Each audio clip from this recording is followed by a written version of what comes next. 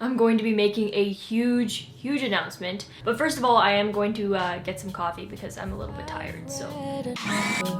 Of books through the years at the library next to my home. Alright, I am back. I got myself a cup of coffee and I'm finally ready to dive into this video because it's going to be a lot. My name is Mel. If you don't know who I am, I pretty much write stuff, I edit YouTube videos, that pretty much sums up what I do.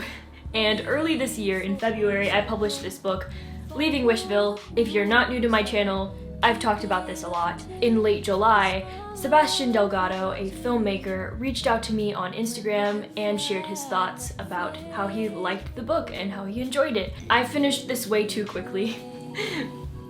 A little while after I received that message, Sebastian reached out to me with the idea to turn Leaving Wishville into a screenplay, into a short film, and possibly a feature film. Hey Mel, hi. I wanted to chat with you a little bit about Leaving Wishville. The redwood forest, the smell of sea salt, chowdies, I just couldn't get out of my head, and I would love the opportunity to make a proof of concept short film for Leaving Wishville. The fact that Sebastian not only enjoyed my story but was also willing to work on a project surrounding Leaving Wishville just meant so much to me, and so obviously I said yes.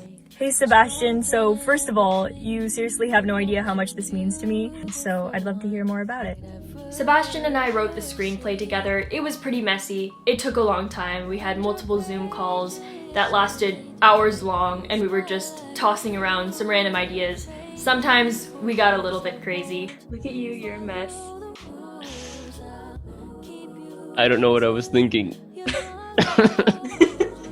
Like, I might be wrong. Okay, so what is your solution then? I don't know. What? I'm worried you're laughing at me. No, I'm not. Jake Griffin in college. Ready? I'm sorry, just said it again. You said, "Look at you, you're a mess again." I know why. My starting point. I know. I'm I'm not sorry. gonna say it. No, I'm sorry. No, I'm not gonna laugh. This is the finished product. This is our screenplay.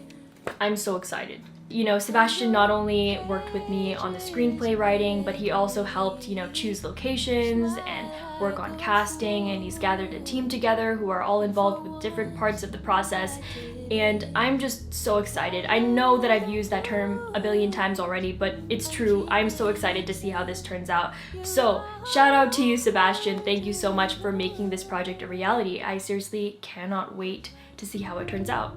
Alright, now that that announcement is complete, I feel like there's something I haven't really talked about relating to my book. Why did I write this book? I never answered that question. This was the notebook that I used in 8th grade. Whenever I was bored in class, I would just jot things down. This was mostly where I wrote my notes about my new book. I wrote vocabulary that I learned, and I also wrote notes about my random thoughts on life.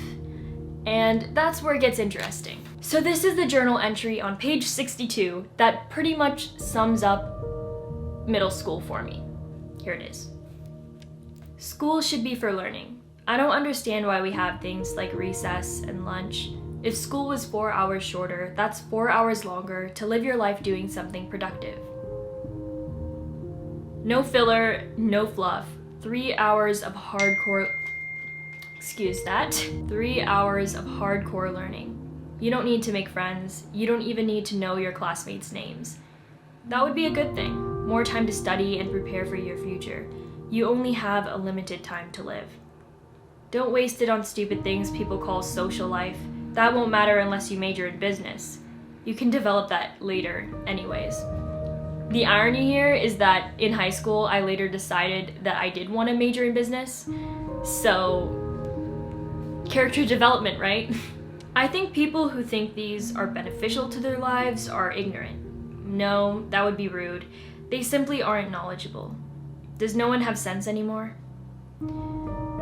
First of all, I was kind of a know-it-all in 8th grade. And second of all, I didn't really see the value in friendship. I thought social life was stupid, overrated, it was worthless. I put 100% of my energy into all of the projects I was working on. And at the time I was working on running a teen blog called Teen Authors Journal. I talked about this in one of my old videos. I did have friends, but they were my friends outside of school. I didn't see them very often at all, you know. Oh my gosh, I need to silence this thing. This one is called 10 Minutes. Our school starts at 8:20. We've been sitting doing nothing for 10 minutes. 12 now. I've made my decision, I believe. If I go with it, there will be regrets. It's a risk, really. Yet I believe that the pros outweigh the cons. Sometimes silent risks are more dangerous than evident ones. So you're probably wondering what the hell was I talking about? Pretty much I was deciding that I wanted to be online schooled for high school. I talked about this a tiny bit during my I'm not going to college video, but essentially I was planning to be online schooled because I didn't like how much time was wasted in class, and I didn't see the need for, you know, a social life, and so I thought that online school would be perfect for me. I could get my school done quickly, I could graduate early, and I could just focus on all of the projects that I wanted to do. So that was pretty much the plan, and I ended up not doing online school. The reason why, I honestly don't know. I was actually in the process of enrolling to Connections Academy, which is like a public online school.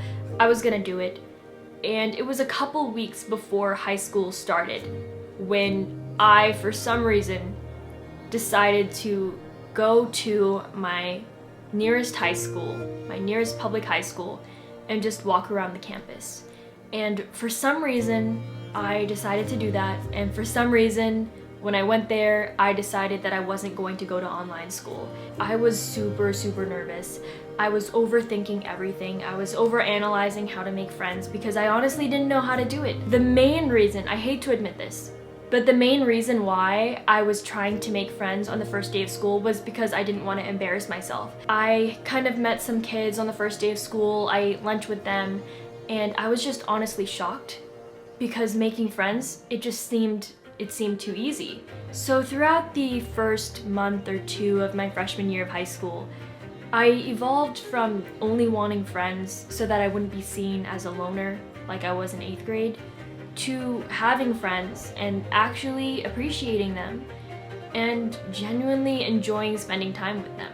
I just remember looking back at this journal right here, freshman year, just hardly into the school year, looking back at this journal and flipping through all of my thoughts and just thinking to myself, like, damn, I was pretty darn sad. And I needed to write a book about it. I don't think I've ever told the story behind leaving Wishville, but this is that story. I really related to Benji. He has 3 really good friends who he spends a lot of time with. He's known forever.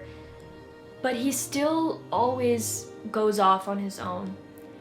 And he's willing to sacrifice his friendships with them so easily.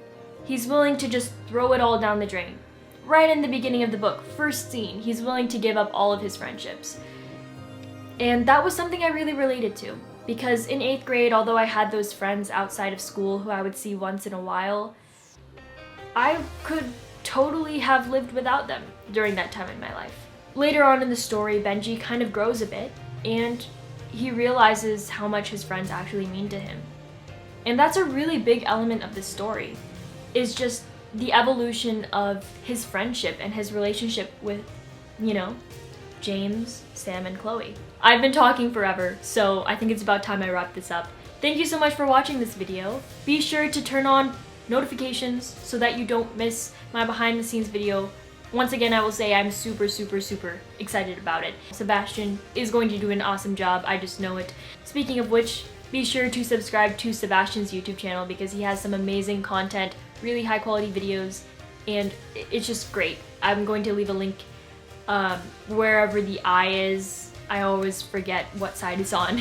Please comment your thoughts on this video, about whether it's about the announcement thing or just the whole antisocial part. I seriously love reading your comments. Like, it's the best part of my day is just getting to go through YouTube comments. So seriously, it means a lot to me to just hear your thoughts on stuff. Bye.